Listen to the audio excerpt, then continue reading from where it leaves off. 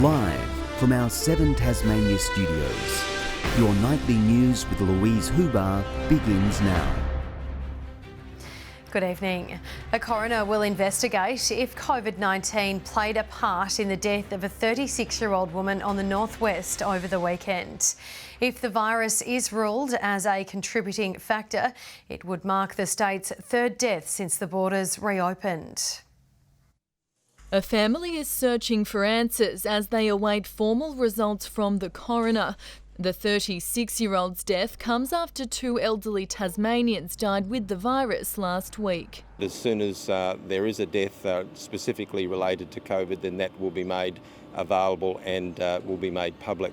As public health turns to rapid antigen tests as a method of daily case reporting, the government says it's never been easier for Tasmanians to get their hands on one. And you can simply make a call and advise of that need, and it will be delivered and couriered to you within 24 hours. The opposition says supply issues show that's simply not the case.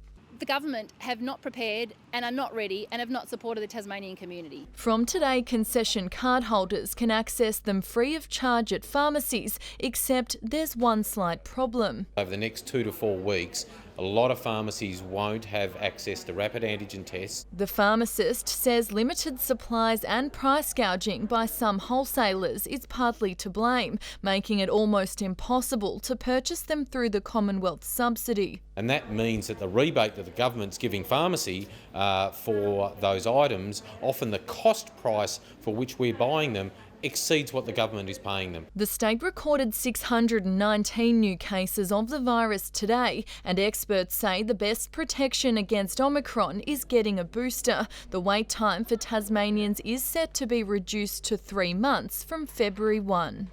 There'll soon be a 4th vaccine on the market, with Otago approving Novavax for Australians aged 18 and over, and Tasmanian pharmacies have already expressed their interest in joining the rollout in a few weeks' time. So we'd be expecting stock, I would have thought, within the next 2 to 3 weeks. Another jab to arm Tasmanians in the fight against COVID. Ainsley Kosh, 7 Tasmania News.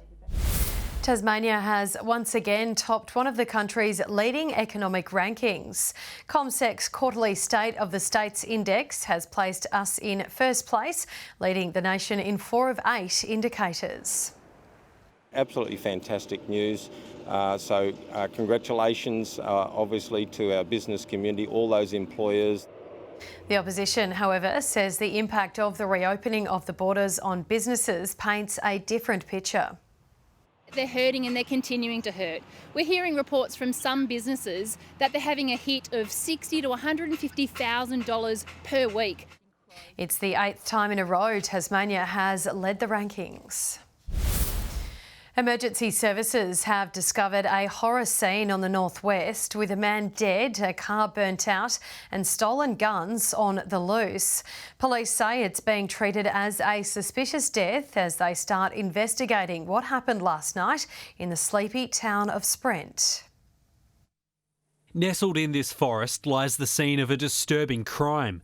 A man murdered and his caravan ransacked. At 8:30 last night, emergency services responded to reports of smoke coming from a property on Chilcots Road in Sprent, arriving to find a car in flames. Once that fire had quickly been extinguished, police TFS then located a deceased male near that area. A volunteer firefighter finding the body with significant head wounds. The 59-year-old's caravan had its firearms safe broken into, several registered guns now missing. We are treating it as a murder investigation. The quiet town of Sprent left shaken by the incident. I was woken at 12 o'clock by the knocking on the door, just about had a heart attack on the spot, thinking who's that? But it was 2 policemen. Beth Tobin moved here 5 years ago. She can't believe what happened just up the road from what she calls her little slice of paradise. It's a very scary thing, and my kids are all saying, it's time to move out, Mum, you know. But hopefully it's a nice spot. Hopefully this is just a one-off incident. Chilcots Road remained closed today as police carried out their investigations on site, attempting to piece the ghastly scene together. On the scene at the moment, the FSST, which is the scientists, are processing the scene along with our Western Forensic Services, just looking at any evidence or any items of interest. Without any strong leads, but refusing to discount one possibility. There has been one report of bikers being in the area, and that's being explored. They're calling for information from the public, including CCTV footage in the area. Josh Duggan, 7 Tasmania News. Days after the Hobart Hurricanes were knocked out of the BBL finals, coach Adam Griffith has quit. Griffith has also stood down as Tasmania's Director of Coaching, saying he would not be seeking a contract extension. He says the time is right for a new hand to write the next chapter of Tasmanian cricket. Under his watch, the Hurricanes finished BBL runners-up in his first season and made the finals in 4 of his 5 years, while Tasmania were runners-up in the Sheffield Shield in 2018. Cricket Tasmania Chairman Andrew Gagan has praised Griffith for turning the state's cricket program into genuine silverware contenders. A magpie is believed to be the cause of a significant power outage in Hobart overnight. Tas Networks confirmed the bird flew into equipment lodged on a power pole in West Hobart, triggering the electrical fault. The outage affected homes from Claremont to Kingston, while traffic was diverted along many of Hobart's busiest roadways. Tas Networks says major unplanned outages are rare and the magpie caused a freak sequence of events. Power was restored to 25,000 homes by 9 p.m. Police are calling for information to help find those responsible for stealing from a volunteer fire brigade. Authorities say offenders stole chainsaws, tools and other equipment from the Weymouth station in the early hours of yesterday morning. It's the third theft incident at the site in 12 months. Acting Station Officer Roger Brown says it's disappointing the organisation has repeatedly been targeted. Foma is preparing to make the move from Launceston to Hobart, with the final performances in the north set to take place early this week. One act that will hit the Hobart stage next weekend is themed around water and the impact it has on our lives. For the next week, this musical group is going with the flow.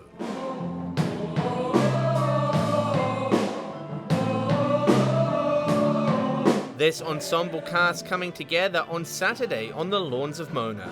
When the Water Falls focuses on humanity's relationship with the liquid. I was exploring my relationship with the ocean in this song, so I was kind of having a conversation with the water and asking it questions. The multimedia performance began in workshops with youth on the North Coast, culminating in a performance in Sheffield late last year, also carrying a message to youth about the rising tide of climate change. Especially for the youth, it's your world to look after now. Just beyond thrilled to know that something that they worked on and helped create is, in such a major festival. Meanwhile, the curtain is beginning to fall on the festival's Launceston leg. Iconic rockers Midnight Oil performing some of their classics last night. Organisers praising Launceston for their support, with strong ticket sales recorded. Their COVID-safe measures also expected to lead the way forward. We do think that this is a model and an inspiration for other events going forward. Welcoming news for an industry decimated by the pandemic. A musician without a gig is just a bum with an instrument case. Musicians need to perform, artists need to paint. John Hunt, 7 Tasmania News. 7 forestry projects around Tasmania are set to be given a boost through a $6 million cash injection, enabling small businesses like Copper's Wood Products to bring projects forward. We plan to introduce a shredder to our system to turn a wood waste that's a bit of an issue for us at the moment into a saleable product. The state government's Forestry on Island processing program is expected to create 30 new jobs. Hobart Hurricane Ben McDermott has been rewarded for his stellar BBL season, named in the competition's Team of the Year. Voted on by coaches, the opener scored a massive 577 runs, which included 350s and back-to-back centuries. Good evening everyone. A fine but partly cloudy day across the state today, with Launceston reaching 29 degrees, Burnie 24 and 23 in Hobart and Devonport. Bushy Park and Ouse the state's top of 31 degrees, 28 in Grove, Flinders Island, Lyowini and Strawn all 25, King Island 24 and 23 in St Helens and Low Head. Low cloud about the Midlands and coastal areas of the state today cleared to allow surface-driven convective cloud develop during the afternoon. Across the country, clear skies remain over Victoria and the majority of Western Australia. Areas of cloud can be seen particularly over South Australia, New South Wales and Queensland, where embedded thunderstorms are evident.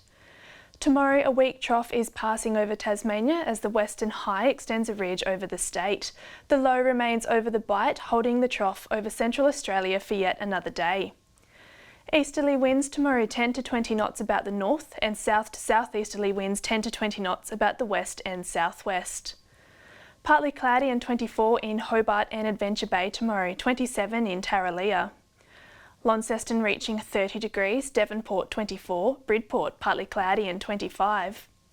Burnie a top of 24 tomorrow, partly cloudy and 25 in Strawn and Marrawar, and 25 in St Helens and Whitemark, and Swansea partly cloudy reaching 24.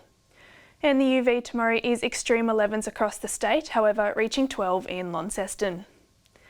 On Wednesday, showers about the east, mostly clearing during the afternoon. Showers on Thursday, more frequent about the north and west. And on Friday, those showers continuing with possible thunderstorms about the north and east. 32 in Melbourne, Perth and Darwin tomorrow. Adelaide 29, partly cloudy in Canberra and Sydney, and showers and 31 in Brisbane and Cairns. And currently Hobart mostly cloudy and 21, 25 and mostly sunny in Launceston and Devonport, partly cloudy and 21, and Lou, another warm day ahead.